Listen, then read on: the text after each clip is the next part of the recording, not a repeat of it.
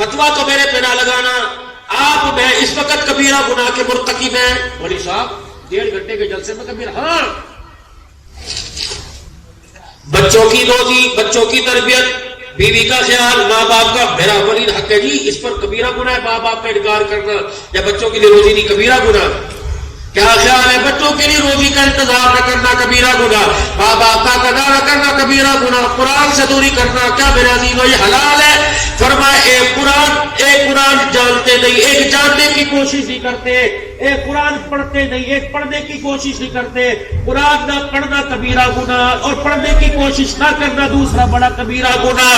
حاجی احرام کی حالت میں قرآن سے رغبت نہیں، احرام کی حالت میں گناہگار ہے۔ مدینے پاک کے اندر بیٹھا قرآن جاننے کی کوشش نہیں کرتا، مدینے پاک کے اندر گناہگار ہے۔ تم جو بھی ہو، جس برادری سے ہو، جس قوم سے ہو، آج نیت کرو انشاءاللہ قرآن پڑھنا سیکھیں گے، کرو نیت انشاءاللہ۔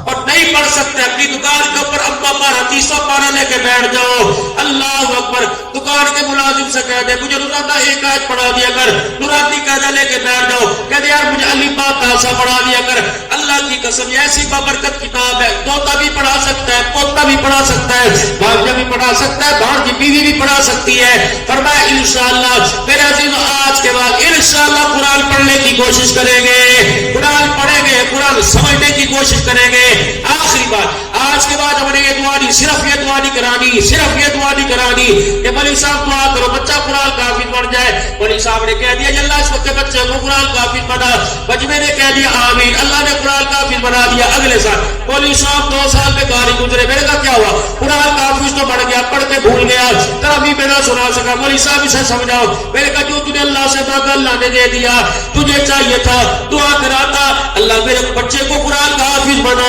اللہ میرے بچے کو قرآن کا عاشق بنا، اللہ میرے بچے کو قرآن کا عابد بنا، اللہ میرے بچے کو قرآن کا حامل بنا، اللہ میرے بچے کو قرآن کا عالم بنا۔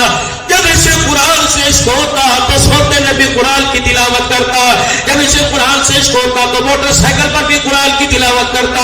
تجھے حافظ قرآن مانگا، حافظ قرآن دے دیا، تو آج کے قرآن دیتا، تیرا بچہ مسجد کا ممبر بھی سنبھالتا، نماز کا مصلی بھی سنبھال لیتا۔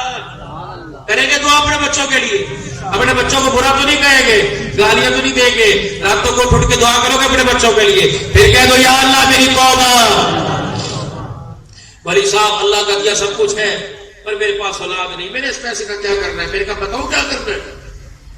تیری اولاد نہیں، میں نے اس پیسے کا کیا کرنا؟ تیری بہن ہے کہ جی، تیرا بھائی ہے جی، ان کی اولاد ہے کہ جی، اس اولاد کو اپنا سمجھ، یہ پیسہ ان کے اوپر خرچ کر، انہیں پڑھا، انجینئر بنا، ڈاکٹر بنا، عالم بنا، حافظ بنا، ان کی تربیت پر پیسہ خرچ کر، اللہ تجھے اولاد کی تربیت پر پیسہ خرچ کرنے کا ثواب عطا فرمائے گا۔ اگر تیرے پیسے سے تیرے بھائی کا بیٹا، تیری ماسی، تیری پھپھی، تیری خالہ کا بیٹا، تیری بہن کا بیٹا قرآن حدیث پڑھ گیا، ڈاکٹر بن گیا، وکیل بن گیا، اور حلال کو حلال اور حرام کو حرام جانا، اللہ کی قسم یہ پیسہ ہی تجھے جنت میں لے جانے کا ذریعہ بن جائے گا۔ میرے تو دینی مدارس کے اندر پڑھنے والے طلباء اور طالبات یہ ہمارے بیٹے ہیں، ہماری بیٹیاں ہیں، ہمارے بھتیجے ہیں، ہماری بھانجیاں ہیں، ہمارے پوتے ہیں، ہمارے دوتے ہیں، دوتے دوتیاں ہیں۔ اللہ کی قسم اگر ہمارے پاس ہمارے بچے نہ پڑھ سکے تو اللہ نے ہمیں موقع عطا فرمایا، جامعہ عربیہ قاسمیہ میں پڑھنے والوں کی اعانت کرو، ان کی مدد کرو، ان کے ساتھ تعاون کرو۔ اٹھ کے کوئی نہ جاوے، تمہیں اللہ کا واسطہ